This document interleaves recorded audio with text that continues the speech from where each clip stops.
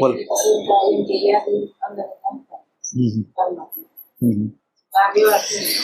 બરાબર. વાર લાગે છે. કેમ વાર લાગે છે? પરિવર્તન આવતા કેમ આવે? એટલે પ્રશ્ન એવો પૂછે છે કે આપણે એક સુરતા અંદર રાખી અને આપણે અભ્યાસ કરી, પણ છતાંય પરિવર્તન થતું નથી અથવા પરિવર્તનમાં વાર લાગે છે. લગભગ પરિવર્તન જે પ્રકારે થવું જોઈએ એ પ્રકારે થતું નથી. એમ કેમ છે? એટલે પહેલી વસ્તુ એ સમજવાની છે કે આપણે પરમાત્માનું છે એ શું કામ એને સ્મરણ કરીએ છીએ. સ્મરણ કરવાનો જે હેતુ હશે ને, સ્મરણ કરવાનો જે હેતુ, એની આપણને પહેલા ખબર હોવી જોઈએ કે આ સ્મરણ શું કામ એને કરી છે. સ્મરણ દ્વારા આપણે માનને ઈચ્છીએ છીએ, કોઈ ભૌતિક વસ્તુને ઈચ્છીએ છીએ, કોઈ ઇમેજ ઈચ્છીએ છીએ. એટલે પહેલો પ્રશ્ન આપણે એમ કરવાનો છે કે આપણે સત્સંગ કરી છીએ કે આ બધું કરી છીએ, પણ એના દ્વારા આપણી ઉપલબ્ધિ આપણે જોઈ છીએ શું? એ ક્લિયર કટ નહીં હોય તો પછી કામ નહીં થાય. એટલે હવે જો પરિવર્તનની જે ચાવી છે એ પરિવર્તનની ચાવી શેમાં છે? તો એ કે બધા લોકો આધ્યાત્મમાં, ધર્મમાં, સત્સંગમાં ધ્યાન કરે છે એટલે હું ધ્યાન કરું છું એમ નથી, પણ હું જીવનનું અવલોકન કરું છું સવારથી સાંજ લગીને, અને મને એવું લાગે છે કે મારી અંદર બહુ સ્વાર્થ છે, પ્રેમની અંદર છીછરાપણું છે, અશાંતિ છે, ભય છે, સંવાદ નથી, પ્રશ્ન આવે ત્યારે મૂંઝાઈ જાઉં છું. એ બધી વસ્તુ મારી અંદર પડેલી છે. એવું મારું ઓબ્ઝર્વેશન અંદર થાય અને મને એવું લાગે કે આને મારે દૂર કરવું જોઈએ. એવી જો આપણી તીવ્ર રીતે ઝંખના હોય તો પછી પરિવર્તન થઈ શકે. એટલે હવે પરિવર્તનના મૂળમાં આપણું પેલું લક્ષ્ય શું છે કે આપણે આ ધ્યાન કરી છીએ, ભજન કરી છીએ, એના દ્વારા માન જોઈશી, સન્માન જોઈશી, શું જોઈશી? આપણી અંદર શું કામના પડેલી છે? અને કોઈ કામના દ્વારા કરીશી કે જીવનનું અવલોકન કરેલું છે અને એમાં આપણને શાંતિ પ્રિય છે, આનંદ પ્રિય છે, પ્રેમ પ્રગટાવો પ્રિય છે, નિર્ભયતાને પ્રાપ્ત કરવી પ્રિય છે, એને લીધે કરીશી કે બીજા લોકો કરે છે એટલે આપણે કરીશી? જો આપણી અંદર ધ્યેય લક્ષ્ય જે છે એ બરાબર હશે તો કામ થશે. એટલે લક્ષ્ય હશે તો શું થાય? લક્ષ્યનો અર્થ એમ છે મારી અંદર પ્રેમનું તત્વ છે. હું જે જીવન જીવું છું એમાં મને એમ જ લાગે છે કે હું ઘણી ભૂલ કરું છું, ઘણી મારી અંદર અવ્યવસ્થા છે, ઘણી અરાજકતાઓ છે, એવું મને લાગતું હોય. મને એવું ન લાગતું હોય કે હું આધ્યાત્મિક છું, મારી અંદર બહુ ફેરફારો થઈ ગયા, પણ મને એવું લાગે કે મારી અંદર ઘણી અવ્યવસ્થા છે, અરાજકતા છે, રાગ છે, દ્વેષ છે, એવું બધું સતત રીતે મને જો થતું હોય અને આમ પોઝિટિવ મારી કોઈ વસ્તુ લાગતી જ ન હોય, મને એમ ન લાગે કે હું બરાબર છું, સેજ પણ પોઝિટિવ પાસું આપણી અંદર જો ન હોય તો પછી આપણી ગતિ થાય. જો આપણને એમ લાગે કે આપણને ખબર નથી, આપણી અંદર રાગ છે, આપણી અંદર દ્વેષ છે, આપણી અંદર લોભ છે, આપણી અંદર ઘૃણા છે, ભય છે, એવું આપણને ખબર પડે અને એ દૂર કરવાની ઝંખના આપણી અંદર તીવ્ર રીતે હોય તો પરિવર્તન થાય. એટલે પરિવર્તનની ચાવી છે એ પ્યાસમાં છે, વિષાદમાં છે. પ્યાસ છે, વિષાદ છે, જીવનનું જે દર્શન છે એમાંથી જે પ્રગટ થતી પ્યાસ છે એ એક્ટિવ થાય તો કાર્યરત થાય. એટલે જનરલ રીતે આપણા જીવનની અંદર આ આનંદનું, શાંતિનું, નિર્ભયતાનું પુષ્પ ખીલતું નથી. તો એ કે શું કામ નથી ખીલતું? તો કે અંદર પ્રેમનું તત્વ નથી, જીવનનું બરાબર રીતે અવલોકન કર્યું નથી ને આપણે તો સાધનાના પથ ઉપર નીકળી ગયા છે. સાધના જે હાથમાં લાગી હાથમાં સાધના કરવા માંડ્યા છે, પણ આપણે આગળ લક્ષ્ય નથી, પ્યાસ નથી, વિષાદ નથી, જીવનનું દર્શન નથી. એટલે હવે પરિવર્તન નથી થતું એની પેલી વસ્તુ તો આપણે એ લેવાની કે પ્યાસનો અભાવ છે. જીવનના દર્શન છે, જેવું દર્શન આપણું જોઈએ આપણા પ્રતિ તાટસ્થ્યતાપૂર્વકનું જે દર્શન છે એનો અભાવ છે. આપણી અંદરની અરાજકતા, અવ્યવસ્થા છે એનું અવલોકન, એટલે એનો જે આપણને પ્રેઝન્ટ મોમેન્ટ દ્વારા પ્રકાશ થવો જોઈએ, પ્રકાશ નથી. એટલે પ્રકાશ નથી એટલે શું થાય? આપણું જીવન સવારથી સાંજ લગીને જુદા જુદા વિષયોમાં પસાર થઈ જાય, જુદા જુદા સંબંધોમાં પસાર થઈ જાય, પણ આપણને કંઈ થાય નહીં. આપણને એમ ન થાય કે આપણો આ દિવસ પસાર થઈ ગયો વ્યર્થ વાતોમાં, વ્યર્થ વિષયોમાં. આપણા જીવન આખું પસાર થઈ જાય. અને આવી જીવનની યાત્રા આપણે કરતા હોય તો આપણે એમ સમજવાનું કે આમાં તો કોઈ દી પરિણામ ના આવે. પણ મારા સમયનો બરાબર રીતે હું સદુપયોગ કરું, સવારથી સાંજ લગીને જે હું વ્યવહાર કરું એમાં જરૂરી છે એટલા જ વ્યવહાર હું કરું, બિનજરૂરી વ્યવહાર ન કરું, ઊભા કરેલા વ્યવહાર ન કરું. જો આ એક વસ્તુ પેલી આવી જોઈએ કે એની અંદર સમય છે એ મહત્વનું ફેક્ટર છે. જ્યાં પ્યાસ હોય ત્યાં માણસ છે એ સમયની બચત કરે. જે જગ્યાએ સમય મળે એ જગ્યાએ એનો ઉપયોગ કરી લે કે આટલો સમય મને 2 સેકન્ડ મળી છે, 5 મિનિટ મળી છે, 10 મિનિટ મળી છે, તો મારે એનો ઉપયોગ કરવો છે. એટલે આ પરિણામ નથી આવતું એનો એક તો આપણે કીધું પ્યાસ, બીજું સમયનો જે સદુપયોગ છે કે સમય છે એ આપણે શેમાં ગાડી છે. આખો દિવસ આપણે જેમાં ગાળતા હોય એ વસ્તુ આપણને મળે તો આખો દિવસ આપણે કેવી રીતે પસાર કરી છે? ક્યાં ચિંતનમાં, ક્યાં મનનમાં, ક્યાં વ્યવહારમાં આપણે પસાર કરી છે? તો એ કે આપણે જે વ્યવહારમાં, જે વિચારમાં આપણે પસાર થતા હોય એ વસ્તુ આપણને મળે. પણ આપણે જો સમય છે એનો સદુપયોગ ન કરતા હોય તો આપણને આ વસ્તુ પ્રાપ્ત ન થાય. એટલે આની અંદર એવી વસ્તુ છે કે સમય છે એનો સદુપયોગ કરવાનો. કે મને ભલે ને 2 મિનિટ મળી, 5 સેકન્ડ મળી, 10 સેકન્ડ મળી, એટલે હું મારા સ્વની અંદર આવી જાઉં, મારા શ્વાસની અંદર આવી જાઉં, મારા નાભીની અંદર આવી જાઉં. એટલે આ પ્રયોગો આપણે જો કરતા રહી તો એક કામ થાય. અને બીજી આપણી પ્રેઝન્ટ મોમેન્ટ છે એ કેવી છે? ત્રીજી વસ્તુ એ છે કે આપણી પ્રેઝન્ટ મોમેન્ટ છે એ કેવી છે?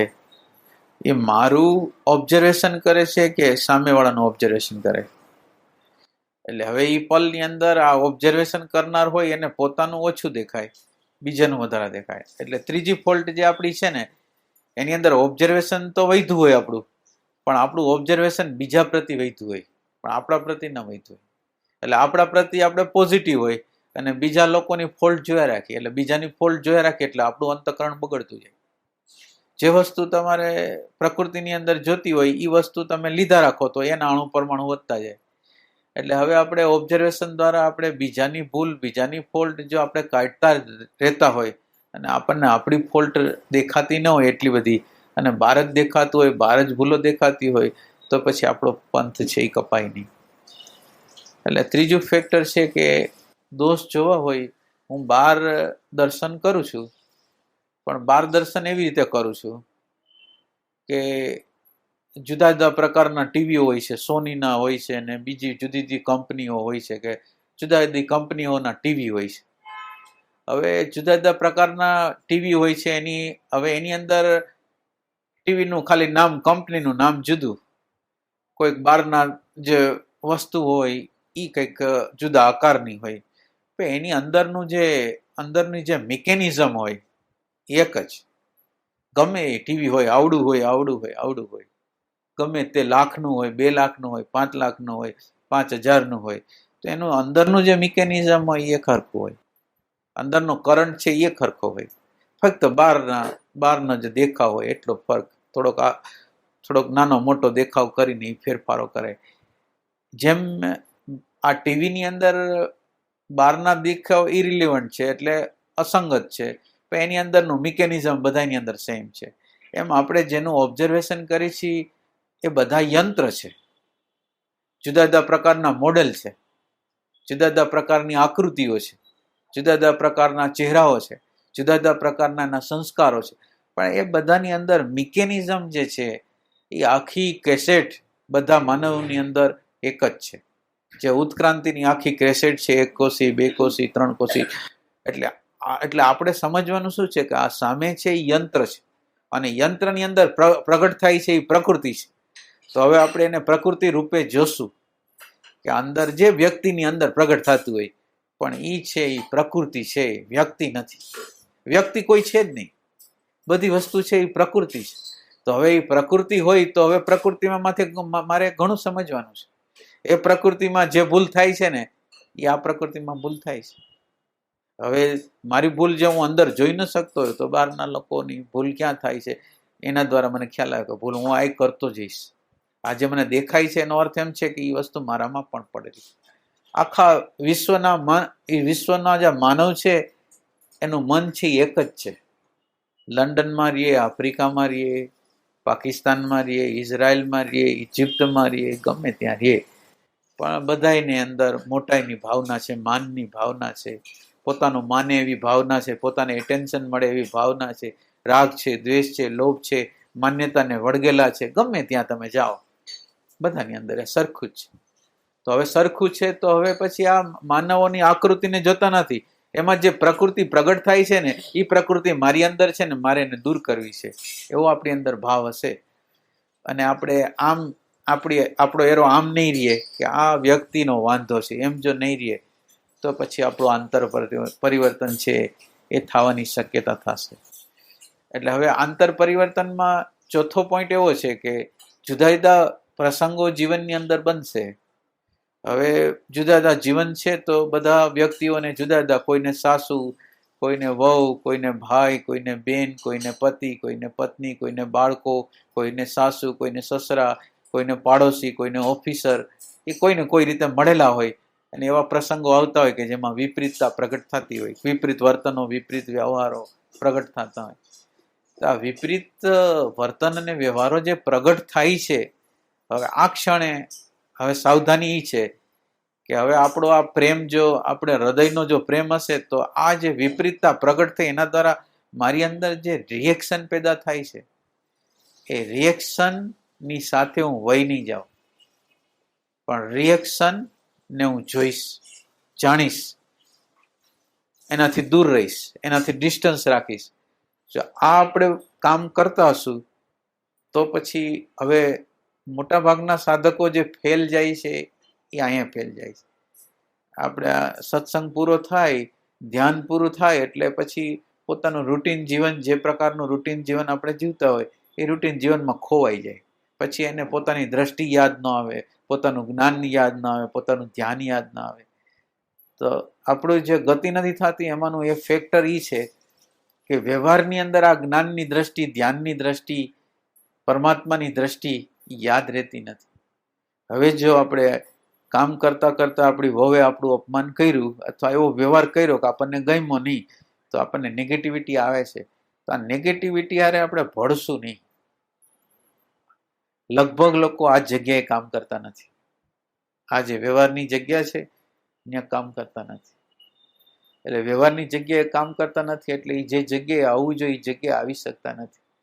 એટલે હવે આ પોઈન્ટ એક પોઈન્ટ આ છે કે વ્યવહારમાં જ્યારે પ્રસંગ બનશે, વિપરીત પ્રસંગો બનશે, ત્યારે વિપરીત પ્રસંગોની અંદર હું આ મારા જે રિએક્શનો છે એનાથી હું ડિસ્ટન્સ રાખીશ, દૂરી રાખીશ, જોઈશ, જાણીશ અને સમજવાનો પ્રયત્ન કરીશ, પણ એની સાથે ભળીશ નહીં. એવો આપણો જો અંદરનો નિશ્ચય હશે ને એ નિશ્ચયની આ ઉપયોગમાં લેશું તો આપણું ટ્રાન્સફોર્મેશન થવાની શક્યતા છે. એટલે આપણું ટ્રાન્સફોર્મેશન થતા નથી અને આપણે આટલા પોઈન્ટ લીધા. હવે આટલા પોઈન્ટ લીધા પછી હજી માનો કે માણસ છે એ પોતે સાધના કરે છે અને સાધના કર્યા પછી તો શ્વાસમાં રહીએ છે, નાભીમાં રહીએ છે, આજ્ઞાચક્રમાં રહીએ છે, વર્તમાનમાં જીવવાનો પ્રયાસ કરે છે.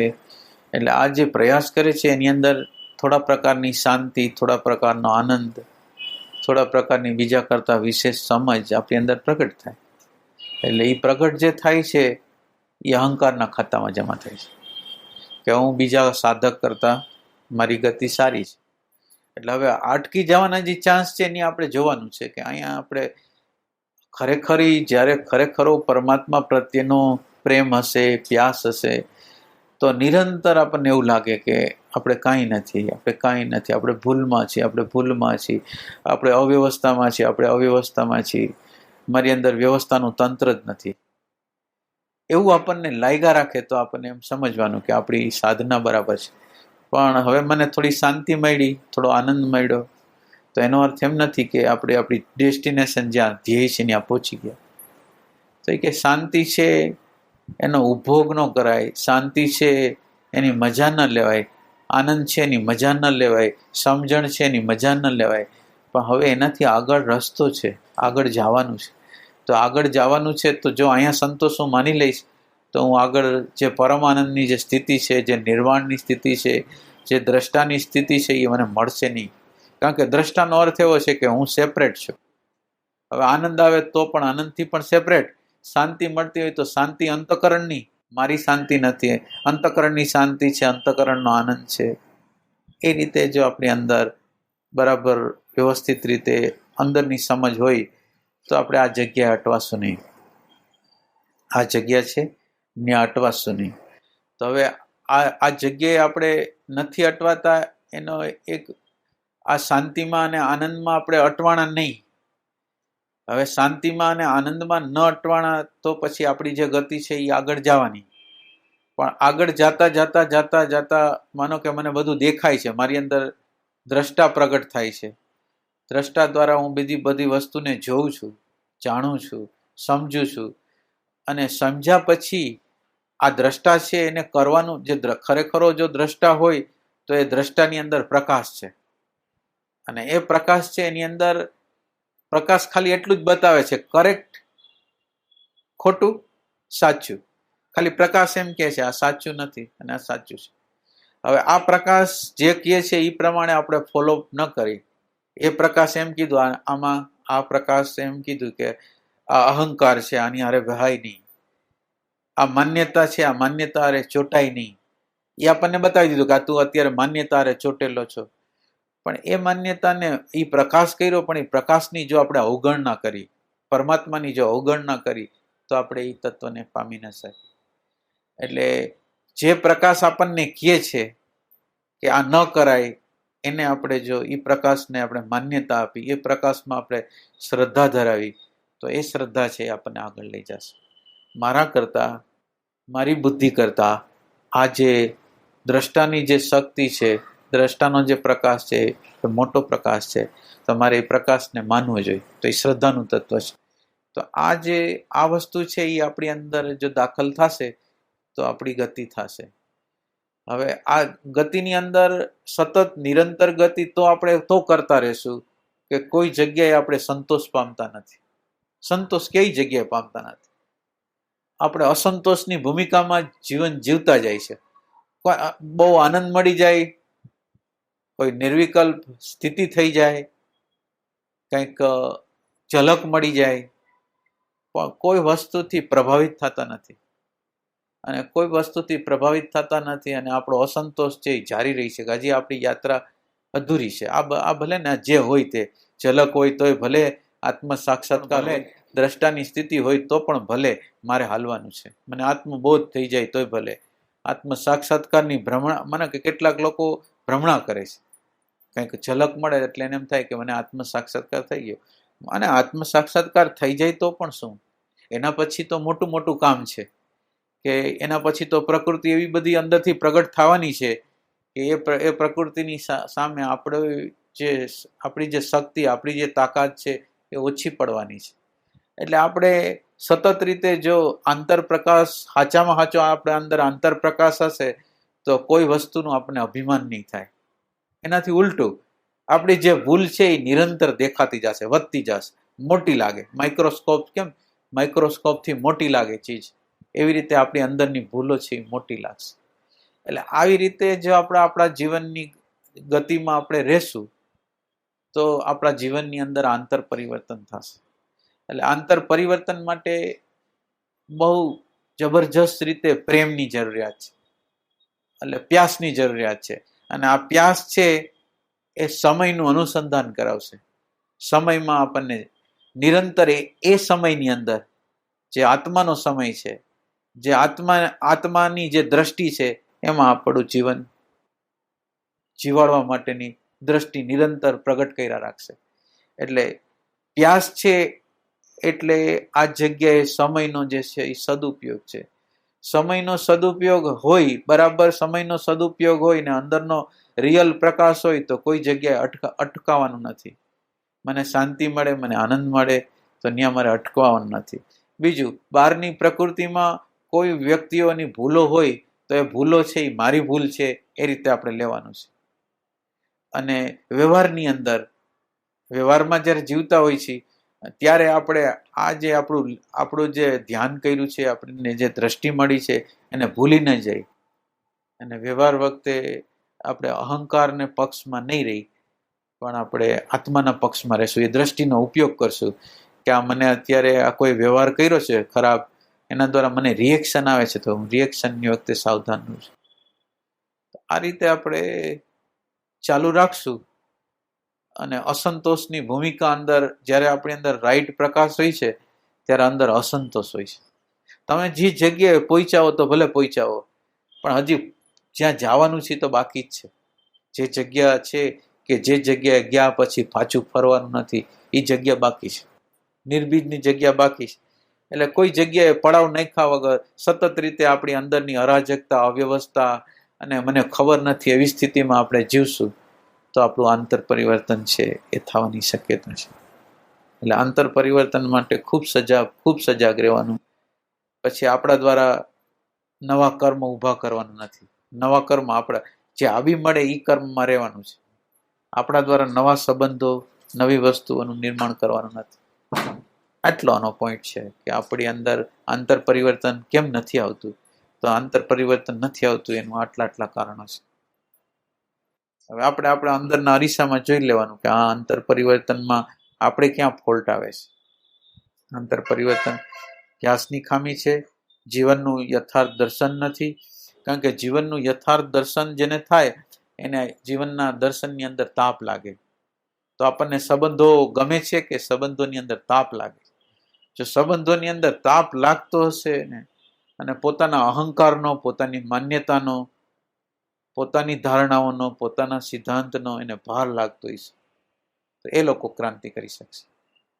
એટલે ક્રાંતિ કરવા માટે પોતે બરાબર નથી એવી સમજ જેને બરાબર હશે ને એ લોકો કામ કરશે. બરાબર હશે એ લોકો પરિવર્તનને પામશે નહીં. પણ એવું લાગે કે આપણે બરાબર નથી, પ્રતિક્ષણે એવું લાગ્યા રાખે કે આપણે બરાબર નથી, તો એ બરાબર નથી એ આપણને આત્મા સાથે જોડશે. અને બરાબર છે એ આપણને બુદ્ધિ સાથે જોડશે, અહંકાર સાથે જોડશે. અને એના માટે આપણે વ્યવસ્થા એવી કરવી જોઈએ, અંતરની વ્યવસ્થા એવી કરવી જોઈએ કે આપણે આના માટે શાંતિથી બેસી શકીએ એવી વ્યવસ્થા કરવી જોઈએ કે આ વસ્તુ કાંઈ એમને એમ તો મળશે નહીં. કારણ કે આની અંદર તો અત્યારે આપણે જે પ્રમાણથી જીવી છીએ એ બહારનું પ્રમાણ છે, સમાજનું પ્રમાણ છે, કુટુંબનું પ્રમાણ છે, આપણું બાયોલોજીનું પ્રમાણ છે, પ્રાકૃતિક પ્રમાણ છે, એના દ્વારા આપણે જીવી છીએ. એટલે આપણે એવું એકાંત નિર્માણ કરવા માગીએ છીએ, એવું એકાંત આપણી અંદર નિર્માણ કરવા માગીએ છીએ કે જે એકાંત આ બધી ડેટાઓથી અસ્પર્શ્ય છે. એટલે એનો સ્પર્શ નથી એવું એકાંત આપણે નિર્માણ કરવા માંગીએ છીએ. અને એકાંતની સ્થિતિ શું હોય એને આપણે અનુભવ કરવા માંગીએ છીએ. તો આપણે શું કરીએ કે આપણે 5 મિનિટ એકાંતમાં વયા જાય, 10 મિનિટ એકાંતમાં વયા જાય. એકાંત એટલે એક રૂમ, આપણા અંદરનો ખૂણો, એમાં આપણે વયા જાય છે 10 મિનિટ, 15 મિનિટ, 20 મિનિટ. એટલે આ જો આપણે કલાકનો, અડધી કલાકનો અભ્યાસ સવારે, બપોરે, સાંજે જ્યારે સમય મળે ત્યારે કરશું. અને આ અભ્યાસ કર્યા પછી, આ અભ્યાસમાંથી ઉઠ્યા પછી હવે મારી સાવધાની, ધ્યાન કરી ત્યારે એટલી બધી સાવધાની નથી, પણ ધ્યાનમાંથી ઉઠ્યા પછી વ્યવહારમાં આવી ત્યારે આપણી સાવધાની હોય એ વધારે રાખવાની છે. કે હવે આ જે મેં નેટ પ્રેક્ટિસ કરી છે એ નેટ પ્રેક્ટિસ જે શાંતિને, આનંદને, વર્તમાનને જે મેં પોષણ આપ્યું છે એ પોષણ મારે હવે ચાલુ રાખવું છે. એવું જો આપણને લાગશે, એવું આપણે કરશું. અને આ એકાંત દ્વારા આપણે આપણા સંકલ્પો, વિકલ્પો, વિચારો અને જેટલા અંશમાં આપણે શાંત કરી એનાથી જુદા પડી શકશું, વિચારથી જુદા પડી શકશું. વિચાર આપણાથી જુદા છે, વૃત્તિ આપણીથી જુદી છે, ભાવ આપણાથી જુદો છે, એવી દ્રષ્ટિમાં જીવી શકશું. તો આ વિચારોની શાંતિ થશે, આ બધાથી આપણું થોડું સેપરેશન થશે, જુદાઈ થશે. એટલે વિચારને બળ નહીં મળે, ભાવને બળ નહીં મળે, અહંકારને બળ નહીં મળે. એટલે આ આપણે કરવાનું છે એકાંતમાં. આ એક વસ્તુ. અને સમાજમાં ભળવા માટેની આકાંક્ષા આપણી અંદર હશે, સમાજના લોકોના મૂલ્યાંકનો આપણી અંદર હશે કે આ ડોક્ટર છે, આ વકીલ છે, આ દુનિયાનો મોટો માણસ છે, આ પૈસાદાર માણસ છે, એવી આપણી અંદર બાળક જેવી ભાવના હશે તો આપણી ક્રાંતિ નહીં થાય. પરમાત્માથી મોટું આ દુનિયામાં કોઈ નથી, શાંતિથી મોટું કોઈ નથી, પ્રેમથી કોઈ મોટું નથી. તો આપણા માટે જો મૂલ્યાંકન પ્રેમનું હશે, આનંદનું હશે, શાંતિનું હશે, તો સમાજ મૂલ્યવાન નહીં લાગે, સમાજના સંબંધો મૂલ્યવાન નહીં લાગે, સમાજની વ્યક્તિઓ મૂલ્યવાન નહીં લાગે. આપણને એવું લાગશે કે જેવી રીતે આપણે રિએક્શન કરી છીએ, ગમે એવો મિનિસ્ટર હોય તો ભલે, કોઈ મોટો વકીલ હોય તો ભલે, કોઈ ડોક્ટર હોય તો ભલે, કોઈ એન્જિનિયર હોય તો પણ ભલે, પણ એને જીવન જીવતા નથી આવડતું. એના કાર્યની અંદર એક્સપર્ટ છે, એનું કાર્ય કરે છે ત્યારે એક્સપર્ટ છે, પણ એની અંદર પ્રેમનું તત્વ નથી. એના વાઇફ પ્રત્યે, એના બાળક પ્રત્યે એ સતત રીતે સંઘર્ષથી જીવે છે. તો એની અંદર એવું નથી. તો જે લોકો સમાજની અંદર ભળવા માંગે છે એ લોકો માટે આધ્યાત્મ છે જ નહીં. જેને સમાજની મોટાઈ જોઈશે, જેને સમાજનું માન જોઈશે, એ લોકો માટે તો આધ્યાત્મનો રસ્તો નથી. જેને માન નથી જોતું, જેને મોટાઈ નથી જોતી, જેને ઇજ્જત નથી જોતી, એવા લોકોને. અને જે લોકો પરમાત્મા જે એકલા છે એની સાથે સંગ જોડવા માંગે છે, બીજા કોઈ અરે જોડવા માંગતા નથી, એ લોકોનું આમાં કામ છે. એટલે જે લોકો સોશિયલ હોય ને એ લોકો આમાં ના આવી શકે. જેને સોસાયટીના કામ કરવા હોય, એટલે પરમાત્માએ વ્યવસ્થા કરેલી છે કે ભાઈ તમારે સોસાયટીનું કામ કરવું હોય તો તમે કરો, એમાં કઈ વાંધો નથી. પણ તમે સોસાયટીનું કામ કરશો તો તમને આત્મજ્ઞાન નહીં થાય. તમારે આત્મજ્ઞાન મેળવવું હોય તો સોસાયટી તો ઘેટા જેવી છે. એની અંદર તમે જે કર્મ કરશો, માનો કે તમે કોઈ સારું કર્મ કરશો, પણ એ સારા કર્મ, માનો કે કોઈ ઘરડા ઘર પેદા કરે છે, કોઈ ભૂખાને અન્ન આપે છે, બધી વસ્તુઓ જુદા, કોઈ ગાયને કોઈ ખવડાવે છે, કોઈ કાંઈ ને કાંઈ પ્રકારની પ્રકૃતિઓ, કોઈ અનાથ બાળકોને અનાથ આશ્રમો હલાવે છે, આ બધી પ્રવૃત્તિ કરે છે. પણ આ પ્રવૃત્તિનું મૂળ ક્યાં છે? માનો કે હાલો આ પ્રવૃત્તિ અનાથ આશ્રમની અંદર તમે પૈસો દઈ દીધો, પણ આ અનાથતા આવી કેવી રીતે? આ જે ઘરડા ઘરમાં મૂકી દે છે મા બાપને, એ ઘરડા ઘરમાં મૂકી દેવાની પરિસ્થિતિ કેવી રીતે આવી? આ બધી પરિસ્થિતિઓ પેદા કેવી રીતે થાય છે? તો કે આ પરિસ્થિતિ અજ્ઞાન દ્વારા ઊભી થાય છે, અને અજ્ઞાન દ્વારા ગમે તેવા કર્મો થઈ જાય છે, અને ગમે તેવા કર્મો થઈ જાય છે એટલે આ પરિસ્થિતિનું નિર્માણ થાય છે. તો હવે ઉપરથી પાણી પાવું હોય તો જે લોકોની જેવી ચેતના હોય, માનો કે કોઈને સોસાયટીનું કામ, કોઈને ગાયનું ઘાસચારાનું કામ કરાય, ના નથી. પણ જેને આધ્યાત્મનું કામ કરવું છે એ લોકો તો પરમાત્મા જે એકલા છે ને એની હારે સંગમાં જાય, એની હારે સંગમાં જોડાય. અને આ જે બહારના સમાજની સોસાયટી તો ઘેટા જેવી છે. હવે જેને પોતાનું જ્ઞાન નથી, જેને પોતાની સમજ નથી, જેને પોતાની પત્ની સાથે વ્યવહાર કરતા નથી આવડતો, પોતાના બાળકો સાથે વ્યવહાર કરવા નથી આવતો, એનું આપણે પ્રમાણપત્ર લઈને શું કરવું છે? તો આ સમાજની અંદર આપણે કોઈ મોટા કામ કરી છે, એમાં પ્રમાણપત્ર કોણ આપશે? તો કે પ્રમાણપત્ર બેહોશ લોકો આપશે. અને એ પ્રમાણપત્ર લઈને આપણે રાજી થઈને બહાર જવાના. તો એ પ્રમાણપત્રને આપણે શું કરવું છે? એટલે અધ્યાત્મની અંદર કોઈનો વિરોધ નથી કે તમે સમાજનું કામ કરતા હો, તમને ના ન પડાય, કરો. પણ જેને અધ્યાત્મનું કરવું છે એને એ સોસાયટીની વ્યક્તિ ન રહેવી જોઈએ. એની અંદર ક્રાંતિ થઈ જાય. એ સોસાયટીની વ્યક્તિ, એ સોસાયટીમાં, એટલે એના રૂલ રેગ્યુલેશન એ તોડે નહીં. એના રૂલ રેગ્યુલેશન જે પ્રમાણે હોય, એનો રોલ જે પ્રમાણે હોય બધું કરે, પણ અંદરથી ક્રાંતિ હોય ને. એને અંદરથી કોઈનો ડર ન હોય. કાંઈ લગ્નમાં નહીં જાય તોય કાંઈ નહીં, મરણમાં નહીં જાય તોય વાંધો નહીં, કોઈ જગ્યાએ જાશો એને ડર ન હોય. એને ડર હોય તો અંદરની સત્તાનો, અંદરના પરમાત્માનો, અંદરની શાંતિનો, અંદરના પ્રેમનો ડર હોય કે એને આપણે ખોવો નથી. એટલો જ ડર છે, બાકી બીજો. એટલે આ મહત્વનો પોઈન્ટ છે કે સોસાયટીના માણસો છે એ આધ્યાત્મની અંદર ક્યારેય જઈ નથી શકવાના. સોસાયટી છે એ તો બેહોશીનું મંડળ છે, એટલે એ ક્યારેય જવાનું નથી. એટલે એમ કહેવાય છે કે કૃષ્ણમૂર્તિ હતા, એને યુનો વાળા એમ કીધું કે તમને અમે મોટા માણસ છે એવું, એટલે તમે આ વિશ્વના ગુરુ છો એવું તમને સન્માન પત્ર આપી. કે મારે તમારું સન્માન પત્ર જોતું નથી, તમારું સન્માન પત્ર લઈને શું કરવું? એમ તો એટલે કહેવાનું શું તાત્પર્ય છે કે આધ્યાત્મ છે ને એમાં સોસાયટીના સંબંધોમાંથી જેટલા જરૂરી હોય ને એટલા સંબંધ રાખવાના, જરૂરી ન હોય. અને બાળક જેવા કેવા હોય છે આપણે કે કોઈ મોટા વ્યક્તિ પૈસામાં મોટા, સત્તામાં મોટા, એટલે આપણને મોટા લાગવા માંડે કે આ વ્યક્તિ બહુ મોટી, તો એને બાળક કહેવાય. કારણ કે તમે પૈસાદાર વ્યક્તિ હોય તો ભલે, મિનિસ્ટર હોય તો પણ ભલે, તમે એને જુઓ કે એને જીવતા આવડે છે, એના બાળક હારે જીવતા આવડે છે, એની પત્ની હારે જીવતા આવડે છે, એની અંદર રાગ વયો ગયો છે, એની અંદર દ્વેષ વયો ગયો છે, એની અંદર ભય વયો ગયો છે? તો કે કોઈ ભય નથી. હમણાં કોઈ સમાચાર કોઈ જોતા હતા અમે, તો એ સમાચારની અંદર આ મિનિસ્ટરે લાંચ લીધી છે, અબજો રૂપિયાની લાંચ લીધી છે. તો એ મોટો માણસ છે, સમાજનો મોટો માણસ છે. તો એ સમાજનો મોટો માણસ છે, તો લાંચ લેતા તો એને અચકાટ નથી થતો, તો એ મોટો માણસ કેવી રીતે હોય? તો આપણે જે વસ્તુથી પ્રભાવિત છીએ એમાં આપણે જાણવું જોઈએ કે આ મોટાઈ કોને કહેવાય. મોટાઈની અંદર એ વ્યક્તિની અંદર શાંતિ છે, આનંદ છે, એને સંવાદ કરતા આવડે છે, એને પ્રેમમાં જીવતા આવડે છે, પ્રત્યેક ક્ષણે એને પ્રેમમાં જીવતા આવડે છે, એનું ઓલું છે. એટલે અધ્યાત્મના લોકો છે ને, એનું માપદંડ આ હોય. એટલે એનું આ માપદંડ હોય તો એ હાવ નાના બાળક જેવા ન હોય કે આ મોટી વ્યક્તિ છે, આ મોટી એના પ્રભાવિત થઈ જાય, એના વ્યક્તિત્વથી પ્રભાવિત થઈ જાય, એવી ન હોય. એટલે અધ્યાત્મની વ્યક્તિ છે એ એકાંતિક હોય. એકાંતિકનો અર્થ સ્થૂલ લેવાનો, પણ ખાલી સ્થૂલ નહીં લેવાનો.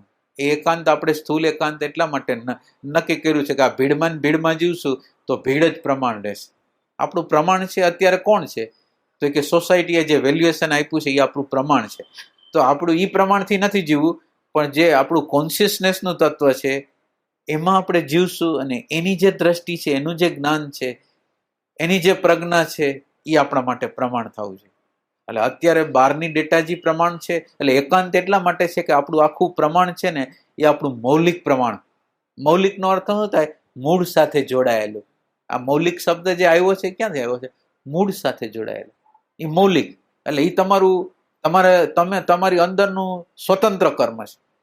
તો આપણે મૂળને ટચ કરીને પછી જે ગતિ કરશું ને એ મૌલિક હશે. તો અત્યારે આપણે મૌલિક નથી. બીજા લોકો જેવી રીતે કપડાં પહેરે છે, લતા પહેરે છે, વ્યવહાર કરે છે, એમાં ગોઠવાઈ જાય, જેથી આપણને ભય ન લાગે. ત્યારે આ તો ક્રાંતિનો રસ્તો છે. એટલે આપણે આ એકાંતની વાત કરી છે કે 1 કલાક 2 કલાક એકાંત સેવી. એટલે એકાંતમાં તો સ્થૂલ એકાંતમાં જાય છે, અને સ્થૂલ એકાંતમાં ગયા પછી આપણે વિચારોથી નાતો છોડી દઈએ છીએ, વૃત્તિથી નાતો છોડી દઈએ છીએ, ભાવથી નાતો છોડી દઈએ છીએ, અને બધાથી જુદા પડવાનો પ્રયાસ કરીએ છીએ. એ એકાંત છે. એટલે આ એકાંતમાં બધી વસ્તુ દૂર રહી જાય, બધી જેટલી વસ્તુ પ્રકૃતિની બધી વસ્તુ દૂર રહી જાય, તો આપણું એકાંત સાચું છે. અને આ એકાંત છે જે ધ્યાનમાં આપણે પ્રાપ્ત કર્યું છે, એ એકાંતને વ્યવહારની બજારમાં એને હલાવવાનું છે. અને મૂલ્યાંકન છે એ શાંતિને આપવાનું છે, આનંદને આપવાનું છે, પ્રેમને આપવાનું છે. પૈસાને નહીં, ઇજ્જતને નહીં, એ કોઈને નહીં, સત્તાને નહીં, પણ આ જે પરમ સત્તા છે ને એને મૂલ્ય આપવાનું છે. એટલે આવું જો આપણું એકાંતિક આ પ્રકારનું એકાંતિક જીવન હશે, સોસાયટીના વેલ્યુએશન આપણને પ્રભાવિત નહીં કરતા હોય, આ લગભગ લોકો આમાંથી બહાર નથી નીકળી શકતા. એમ થાય કે આ સગા સંબંધીની ઘરે નહીં જાય ને, આ સંબંધોમાં નહીં રહીને તો આપણા છોકરાને કોણ વરાવશે ને, કોણ કરાવશે ને, એવું બધું જે હોય છે ને, એ લોકોને માટે આધ્યાત્મનો રસ્તો નથી. જેને આવી ચિંતા હોય ને એ લોકો માટે આધ્યાત્મનો રસ્તો જ નથી. રસ્તો તો જેનામાં ક્રાંતિ હોય ને, કે કોઈની જરૂરિયાત જ નથી, એવા લોકો માટે છે. એટલે આપણી અંદરની આંતરગતિ કરવી હોય તો આ એક મહત્વનો મુદ્દો છે. આપણે સોસાયટીના માણસ તરીકે જ જીવતા હોય છે. આમાંથી આપણે બહાર નીકળી જવાનું, આ એકાંતને પોષણ આપવાનું છે, અને આ એકાંતને વ્યવહારના બજારમાં ઢળી જવાનો છે. અને ઢળી ગયા પછી આપણે બહારનો જે રોલ છે એ કરવાનો છે. એટલે આપણી અંદર જે પરિવર્તનો નથી આવતા એમાં મૂલ્યાંકનનો બહુ મોટો ફાળો આપે છે. આપણે આપણા બાળક હારે એટેચ થઈ ગયા હોય, આપણા પતિ હારે એટેચ થઈ ગયા હોય. હવે આધ્યાત્મના કોઈ પણ લોકોને તમે પૂછો કે તમારું એટેચમેન્ટ નથી, હું પતિ હારે પત્ની હારે તો છે, તો હવે આજે પ્રશ્ન પૂછવાની જરૂર નથી કે હું કામ ગતિ નથી થતી. આજ ગતિ ક્યાંથી કરાય? રાગ છે, દ્વેષ છે, તો ગતિ કેવી રીતે થાય? એટલે ગતિમાં આપણે જે પડખે લોકો જીવે છે ને એની સાથે આપણે ડિટેચ થઈ ગયા છીએ કે નહીં, એનાથી અસંગ થઈ ગયા છીએ. ભલે આપણે એના માટે બધું કરતા હોય, પણ એની હાજરી હોય અથવા ગેરહાજરી થઈ જાય તો આપણને કાંઈ ન લાગે, આપણને સારું લાગે કે આ ગયો તો સારું થયું, આવ્યો તો સારું, ને જાય તો ડબલ સારું.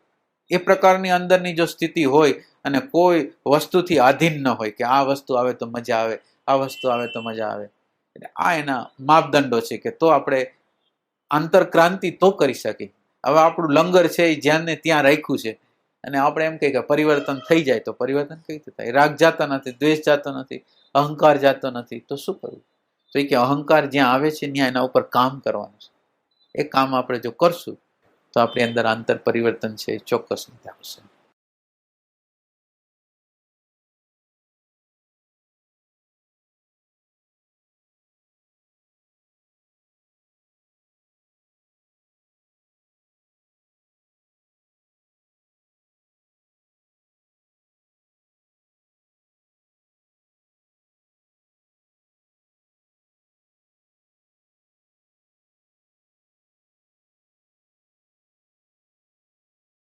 અને આ બે વચ્ચેનો ફરક છે કે આપણે સમાજને ચોટશું, સમાજથી ભયભીત થશું એક, અને સમાજના ઘેટાની જેમ ભયા જશું એક.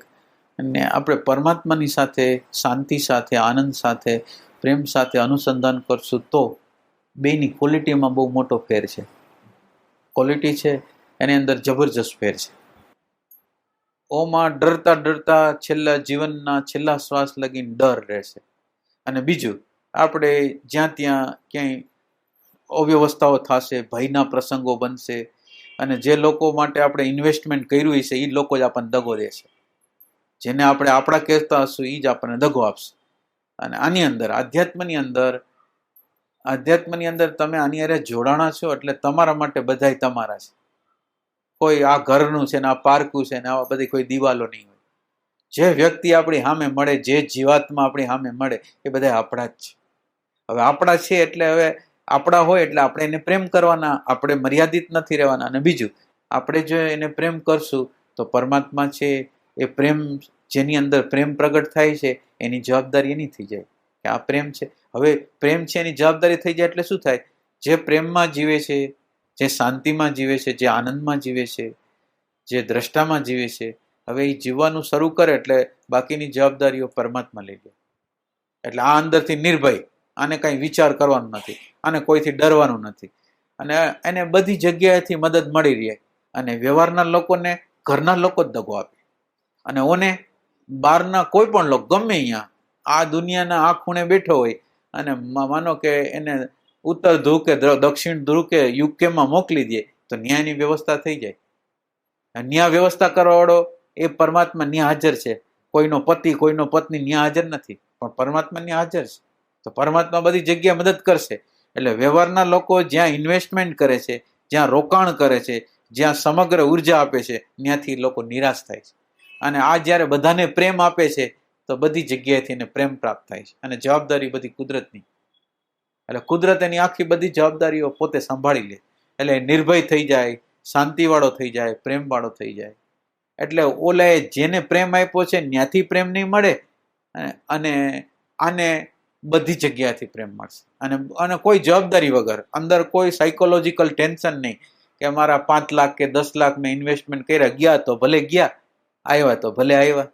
કારણ કે પરમાત્માની જવાબદારી છે. અહીંયા જો હમણાં અહીંથી હવા ખાલી કરી નાખીને આપણે શૂન્ય અવકાશ સર્જી નાખીને તો બીજી હવા ઘસી જાય. એમ આપણે આપણો અહંકાર છોડી દઈને એટલે પરમાત્માનો અહંકાર છે કાર્યરત થઈ જાય. એટલે એ સેન્સથી આ બે વસ્તુમાં ફરક, બે વસ્તુની અંદર ફેરફાર છે.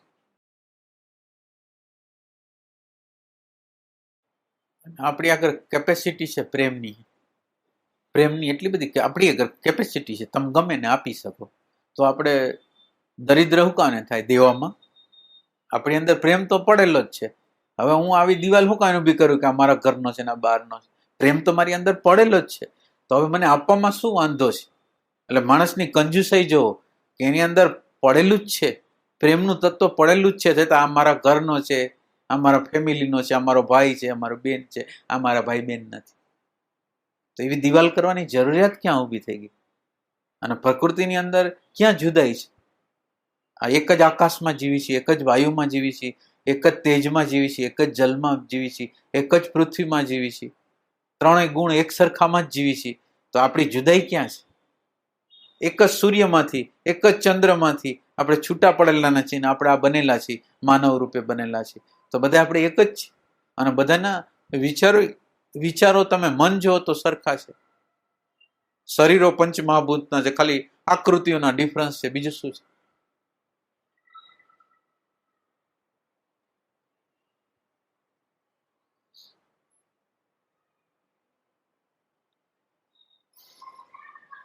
એટલે હવે કયો કે આપણે આપણા જીવનની અંદર પરિવર્તન કેમ નથી આવતું? બધા બોલો.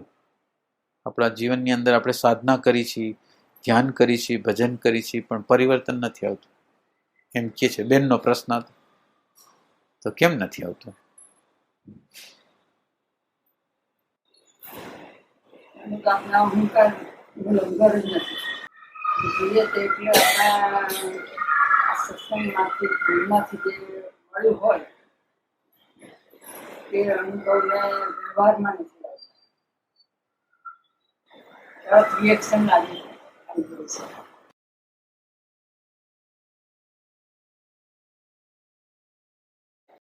પ્રકાશ પડે છે, પ્રકાશ આપણે મહત્વ આપતા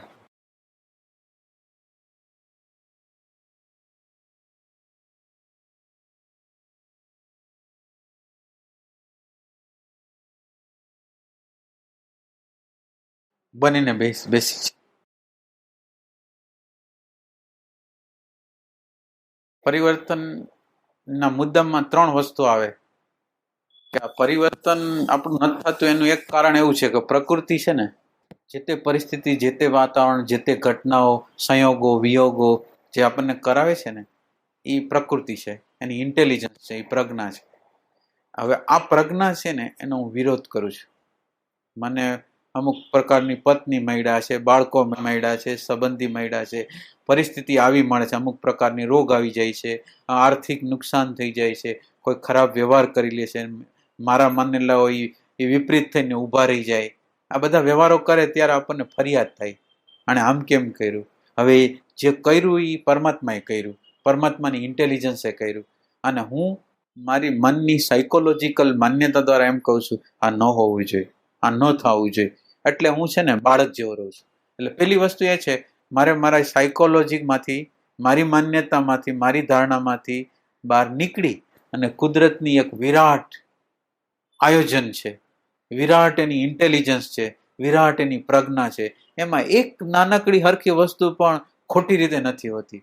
એવી શ્રદ્ધા જેની અંદર જન્મી જશે ને, તો એ લોકો શું કરશે? ફેક્ટ હશે ને, જે ફેક્ટ પત્ની અમુક છે, પતિ અમુક પ્રકારે છે, સાસુ અમુક પ્રકારે છે, વહુ અમુક પ્રકારે છે, ઓફિસમાં કામ કરી છે અમુક પ્રકારે છે, ઈ છે.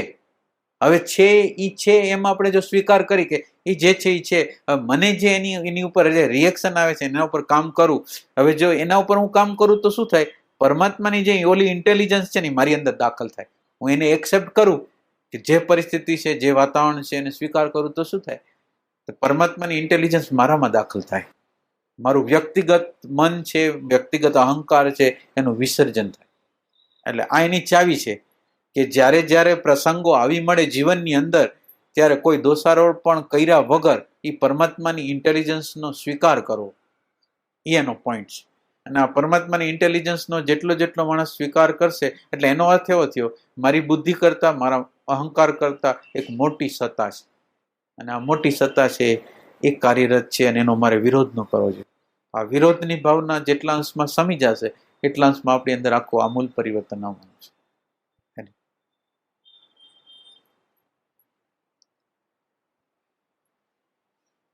આપણે આમ આધ્યાત્મમાં હોય છે, પણ દરેક આપણી ઈચ્છા મુજબ કરવા માગી છે. જે પરિસ્થિતિમાં, વાતાવરણમાં આપણી ઈચ્છા મુજબ કરવા માગી છે, અને એ જે કુદરતની જે ઈચ્છા છે એને હારે ઈચ્છા આપણે મેળવતા નથી.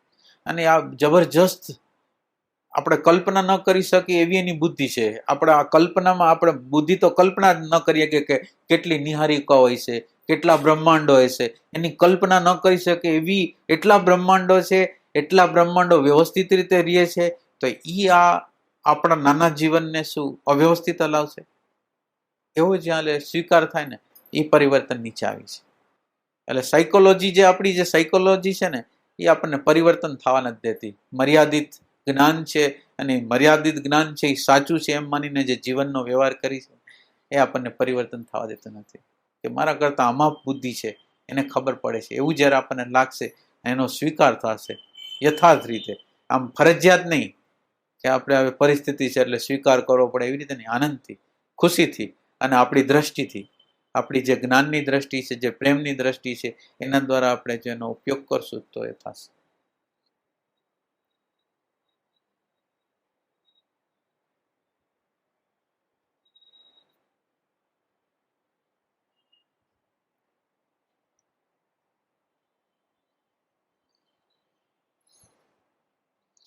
એટલે નિરંતર, આનો એક પોઈન્ટ બીજો, નિરંતર એક સુરતામાં રહેવાનું છે. મારી સુરતા મારા હાથમાંથી છટકવી ન જોઈએ.